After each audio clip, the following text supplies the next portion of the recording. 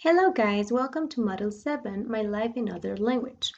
My name is Marta Manriquez and I'm going to be your English teacher, student advisor, virtual educational consultant, virtual advisor, online English teacher, or facilitator.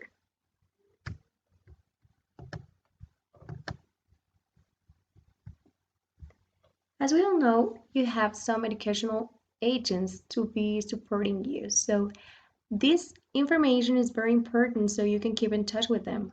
First of all, my name is Marta and that's my email. Then you have your tutor, Ovo Pamela, and that's her email. And then the supervisor. And at the end, we have the technical support in case you have any problem. Remember, when you're going to send a message or specify any problem, please send your full name, your group, and also a screenshot as an evidence. The purpose of this session is to establish ways to organize and communicate work during Module 7. Explain in formal way the topics and the spellings rules to enable you to structure affirmative, negative, and questions. Also some some sentences or event paragraphs. Modulate the pronunciation of the vocabulary in order to perfect it and to be able to distinguish a tonic syllable or distressed.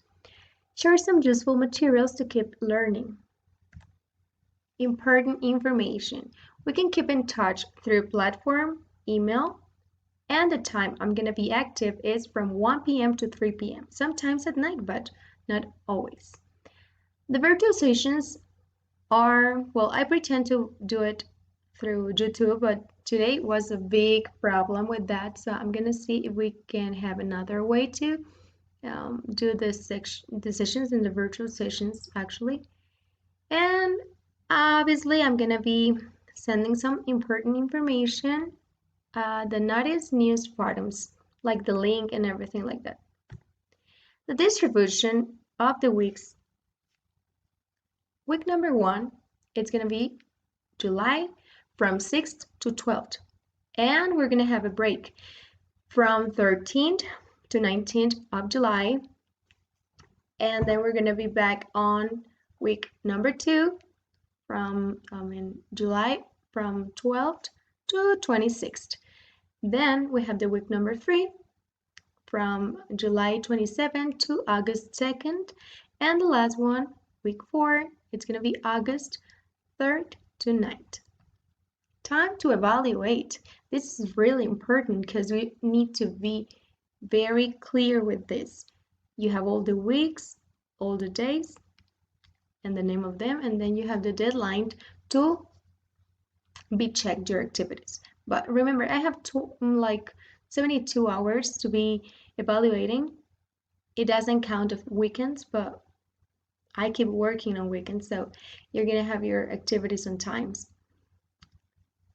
In this week number 1, we have unit 1 and 2, and the 1 it's very important because it's about present progressive, and the second one it's about past progressive. You have to upload 2 activities, activity 1, dancing at the mowing, and activity 2, meanwhile. I want to share with you these useful materials and tools. If you're going to use any translator, please use DeepL. If you're going to use any application to get some knowledge or some vocabulary, please download Duolingo. If you want to practice conversations, please download it. Download, follow, because that's very, very useful. And at the end, we have Buddy. It's another one. It's most for children, but you can practice if you have like a level in beginners. In the unit 1, what are you doing? It's supposed you will be able to ask information about activities that are being carried out by other people and provide information about activities that are occurring at the time you're speaking. Unit 2, it's about where were you learning? It's the title. So you're going to talk about events that occur in the past. And even when you're talking, you can express what happened in the past. Present continuous. I need you to pay attention to every detail. There is a lot of information about this, and it is very common to be using this tense, but we're going to use it like imprisoned because it is like unfinished actions, temporary situations, temporary habits, annoying habits, and defined future plans. In this case, I'm working at the moment. It's estoy trabajando en este momento. So you're doing that activity that it's occurring. But how can we structure sentences in the present progressive? Well, first of all, we need to understand how to use the verb to be in present because this is the beginning of our sentence. For example, we have affirmative. I am, yo soy o yo estoy. You are, tú eres, tú estás, ustedes son o ustedes están. She is, he is, it is. Well, there is a huge difference. He is él es o él está. She is, ella es, ella está. It is, eso es o eso está. We can talk about objects or animals. We are, nosotros somos, nosotros estamos. You are, well, it's repeated because we can use it in singular and plural. And they are, ellos son. O ellos están. In the negative form, if you can see, you just need to add not after this to that the negative structure away. After that, we have to know how to do the gerund, how to form it. And gerund is gerundio in Spanish. So it's very important because it's the second part of our sentence. We have already personal pronoun, which is in blue. Lo que está en azul es el pronombre personal. Then we have the verb to be in the orange, en lo naranja. And then we need the verb in gerund. In gerund, it's formed with some grammar rules. The first one is, well, most of the verbs, you just need to add ing at the end and you just do it like in gerund. For example, work is trabajar. If you add ing, si agregas ing, it's working, trabajando. But there are so many verbs and there are so many rules, but most of the verbs, we're going to use them like that. If you see, we have eat, eating, be, being, go, going. This is one rule. The rule B, la regla B, when the verb ends in E, you need to eliminate that letter and add ing. Si tú tienes un verbo que termina con E, para poder agregarle ing, que es el ando, endo, tienes que eliminarla. Entonces quedaría dancing. Dance, elimino la E y agrego ing y se convierte en dancing. Lo mismo pasa para todos los verbos que terminan con la letra E. Cuando quiero agregar el gerundio, lo hacemos así. Gerundio es aquello que termina en ando, endo, yendo. The C, the letter C. We have when a verb ends with consonant, vowel, and consonant, but the stress word is at the end, you just need to put another consonant like the last one and then add ing. For example, prefer. Stress es como la sílaba tónica o el acento que ponemos. Prefer. Lo más fuerte está en fer. So you need to repeat. Tenemos que repetir la última consonante. Recordemos que las consonantes son consonantes, las que no son vocales. Y pues obviamente son las únicas dos divisiones. Entonces, en este caso, prefer, como tiene la consonante en fer, que es la última parte, vamos a repetir la última consonante, que en este caso es la letra R, pero pudiera variar en otros verbos. Y después podemos agregar ing. Preferring. Esto pasa en los otros ejemplos. Otro muy usual es stop. Stopping. If you can see, stop. Lo más fuerte es stop. Entonces, ahí agregamos la otra P y luego ing. Then we have the rule letter D, which is about the same. If a verb ends with consonant, vowel, and consonant, you just need to add ing because The stress word is at the beginning. There is a huge difference. Hay una gran diferencia. Hay verbos que también terminan en consonante, vocal, consonante. Consonante en este caso sería la T, vocal la E y luego consonante la N.